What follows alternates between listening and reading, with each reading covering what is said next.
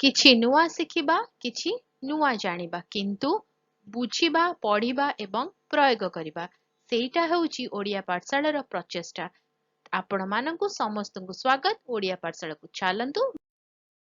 ଭିଡିଓରେ ଆମେ କବି ସମ୍ରାଟ ଉପେନ୍ଦ୍ର ଭଞ୍ଜଙ୍କ ବିଷୟରେ ସଂକ୍ଷିପ୍ତରେ ଜାଣିବା। କବି ସମ୍ରାଟ ଉପେନ୍ଦ୍ର ଭଞ୍ଜ ସପ୍ତଦଶ ଶତାବ୍ଦୀର ପ୍ରମୁଖ ଓଡ଼ିଆ କବି ଥିଲେ। ସେ ଭଞ୍ଜନଗର ଅଞ୍ଚଳରେ ଗୁମସୁର ନାମକ ପ୍ରାଚୀନ ରାଜ୍ୟରେ ନୀଳକଣ୍ଠ ଭଞ୍ଜଙ୍କ ଜ୍ୟେଷ୍ଠପୁତ୍ର ଭାବେ 1680 ଖ୍ରୀଷ୍ଟାବ୍ଦର କୁଲାଡଗଡ଼ରେ ଜନ୍ମ ନେଇଥିଲେ। ଉପେନ୍ଦ୍ରଙ୍କ ବାଲ୍ୟ ଶିକ୍ଷା ଚାହାଳିରେ ଆରମ୍ଭ ହୋଇଥିଲା। ବାପା ନୀଳକଣ୍ଠ ଏବଂ ଜେଜେ ଧନଞ୍ଜୟଙ୍କ ଠାରୁ ସେ ବିଭିନ୍ନ ଶାସ୍ତ୍ର ପଢିଥିଲେ। ଏକ ରାଜ ପରିବାରରେ ଜନ୍ମିତ ଉପେନ୍ଦ୍ର ଭଞ୍ଜ ରାଜପଦଠାରୁ ଦୂରରେ ରହି ଓଡ଼ିଆ ସାହିତ୍ୟରେ ମନୋନିବେଶ କରିଥିଲେ। କାବ୍ୟ କବିତା ଲେଖି ଉପେନ୍ଦ୍ର ସାରା ଓଡ଼ିଶାରେ ବେଶ୍ ପ୍ରସିଦ୍ଧି ଲାଭ କରିସାରିଥିଲେ। ତାଙ୍କର ଲେଖା ମଧ୍ୟରୁ ବୈଦେହୀଶ ବିଳାସ, ଲାବଣ୍ୟବତୀ ଏବଂ କୋଟି ବ୍ରହ୍ମାଣ୍ଡ ସୁନ୍ଦରୀ ବେଶ୍ ପ୍ରସିଦ୍ଧ।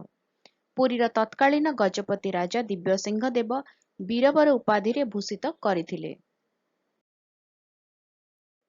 ଉପେନ୍ଦ୍ର ଭଞ୍ଜ ପାଖାପାଖି 52 ଗୋଟି ଗ୍ରନ୍ଥ ରଚନା କରିଥିଲେ ବୋଲି ଏକାଧିକ ଗବେଷକମାନଙ୍କ ଦ୍ୱାରା ଅନୁମିତ ହୋଇଛି। ତାଙ୍କର ପାଣ୍ଡିତ୍ୟପୂର୍ଣ୍ଣ ସାହିତ୍ୟ କୃତି ପାଇଁ ତାଙ୍କୁ କବି ସମ୍ରାଟ ଉପାଧିରେ ଭୂଷିତ କରାଯାଇଅଛି। ତାଙ୍କର 1740 ମସିହାରେ ଦେହାନ୍ତ ହୋଇଥିଲା।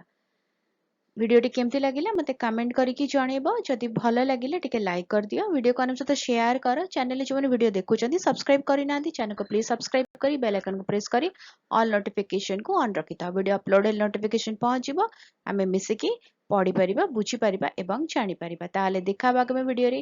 ଭଲରେ ରୁହ, ସୁସ୍ଥରେ ରୁହ, ମୋତେ ଅନୁମତି ଦିଅ। Bye bye.